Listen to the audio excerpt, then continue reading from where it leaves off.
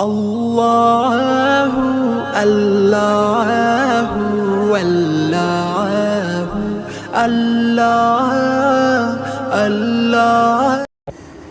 بسم اللہ الرحمن الرحیم۔ السلام علیکم ورحمۃ اللہ وبرکاتہ۔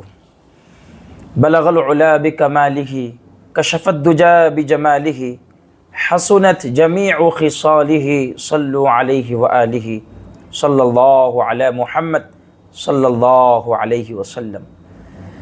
ربیع الاول کا مہینہ شروع ہو گیا ہے، اور یہ وہ مہینہ ہے جس کو پورا عالم اسلام بلکہ پوری دنیا کے لوگ بڑے بہتر طریقے سے جانتے ہیں کہ یہی وہ مہینہ ہے کہ جس میں میرے اور آپ کے پیارے آقا جناب محمد الرسول اللہ صلی اللہ علیہ وسلم اس دنیا میں تشریف لائے۔ عنقریب 12 ربیع الاول کا دن بھی آنے والا ہے۔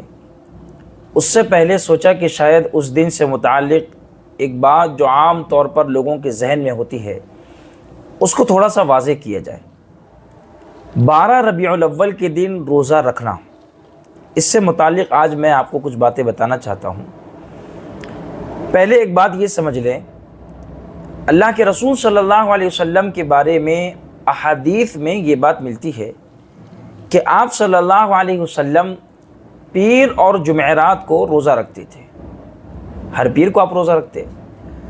صحابہ نے پوچھا اللہ کے رسول صلی اللہ علیہ وسلم سے کہ آپ پیر کے دن روزہ کیوں رکھتے ہیں، اس کی وجہ کیا ہے؟ تو آپ صلی اللہ علیہ وسلم نے فرمایا کیونکہ اسی دن میں پیدا ہوا اور اسی دن مجھ پر پہلی وحی آئی، اس لیے میں پیر کے دن روزہ رکھتا ہوں۔ اب یہاں ایک بات پر ذرا غور کریں، آپ صلی اللہ علیہ وسلم اس دنیا میں جس دن تشریف لائے وہ دن تو فائنل تھا، معلوم تھا، علم میں تھا کہ بھئی کس دن میں اس دنیا میں آیا، تو آپ نے وہی جواب دیا، آپ نے کہا کیونکہ اسی دن میں پیدا ہوا اس لیے میں روزہ رکھتا ہوں، اور دوسری وجہ آپ نے یہ بتائی کہ اس دن مجھ پر پہلی وحی آئی تھی۔ اب یہاں ایک بات قابل غور ہے کہ ہر پیر یا ہر جمعرات کو اگر کوئی شخص روزہ رکھتا ہے تو وہ روزہ رکھنا سنت ہے، کہ تو حدیث سے یہ بات ثابت ہے کہ آپ صلی اللہ علیہ وسلم ہر پیر جمعرات کو روزہ رکھتے تھے۔ لیکن 12 ربیع الاول سے متعلق اب یہاں بات یہ آتی ہے کہ پہلے روزہ رکھنا ہے یا نہیں رکھنا ہے۔ اگر رکھنا ہے تو کیا رکھنا سنت ہے یا نفل ہے، اور رکھیں گے تو پھر اس کا ثواب کس لیول پر ہوگا؟ تو یاد رکھیں 12 ربیع الاول کے دن روزہ رکھنا یہ جائز ہے، اس میں کوئی ناجائز والی بات نہیں ہے، بالکل جائز ہے، آپ روزہ رکھ سکتے ہیں۔ آپ 12 کو رکھیں، آپ 13 کو رکھیں، 14 کو رکھیں، آپ جب چاہے رکھیں، عبادت میں آپ کو کہیں روکا نہیں گیا۔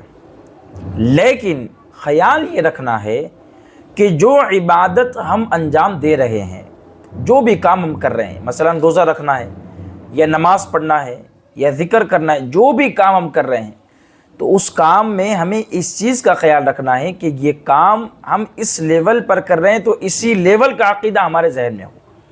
مثلا اگر کوئی شخص پیر کے دن روزہ رکھتا ہے تو اس کے ذہن میں یہ عقیدہ واقعی میں ہونا چاہیے کہ پیر کے دن کا روزہ رکھنا سنت ہے، کیونکہ میرے حبیب صلی اللہ علیہ وسلم ہر پیر کو روزہ رکھتے تھے۔ لیکن کوئی 12 ربیع الاول کے دن روزہ رکھتا ہے تو روزہ رکھنا تو جائز ہے، لیکن وہ شخص یہ عقیدہ نہیں رکھ سکتا کہ یہ روزہ رکھنا سنت ہے۔ اس کی وجہ یہ ہے کہ آپ صلی اللہ علیہ وسلم کی حیات مبارکہ میں کئی مرتبہ 12 ربیع الاول کے دن آیا، صحابہ کے دور میں کئی مرتبہ 12 ربیع الاول کے دن آیا، اس کے بعد تابعین کا دور رہا، طب تابعین کا دور رہا، سلف صالحین کا دور رہا، ان کے دور میں بھی کئی مرتبہ 12 ربیع الاول کے دن آیا۔ لیکن آپ دیکھیں اٹھا کر کتابیں، کبھی ان میں سے کوئی جو ہے 12 ربیع الاول کے دن باضابطہ سنت سمجھ کر کے روزہ کسی نے نہیں رکھا۔ اتفاق سے اگر کسی نے رکھ لیا ہو تو بس یہ ہے کہ ایک عبادت ہے، روزہ رکھ لیا ہے ثواب کی نیت سے، نفل روزہ سمجھ کر کے رکھ لیا۔ لیکن یہاں ایک بات واضح یہ ہوتی ہے کہ 12 ربیع الاول کے دن کا روزہ رکھنا جائز تو ہے مگر سنت نہیں ہے، آپ اسے بس نفل روزہ سمجھ کر کے رکھ سکتے ہیں، اور ایسا بھی نہیں ہے کہ اس روزے کی کچھ زیادہ فضیلت ہوگی یا یہ روزے کا ثواب زیادہ ہوگا، بلکہ وہی عام طور پر جو روزوں کا ثواب ہوتا ہے اسی اعتبار سے اس کا بھی ثواب ملے گا۔ بس یہ ہے کہ ہم شریعت میں جو چیز ہم کو جس لیول پر بتائی گئی ہے ہم اس کو اسی لیول کے اعتبار سے کریں۔ اللہ تعالیٰ مجھے اور آپ کو کہنے سننے سے زیادہ عمل کی توفیق عطا فرمائے۔ آمین۔ وآخر دعوانا ان الحمد للہ رب العالمین۔ Oh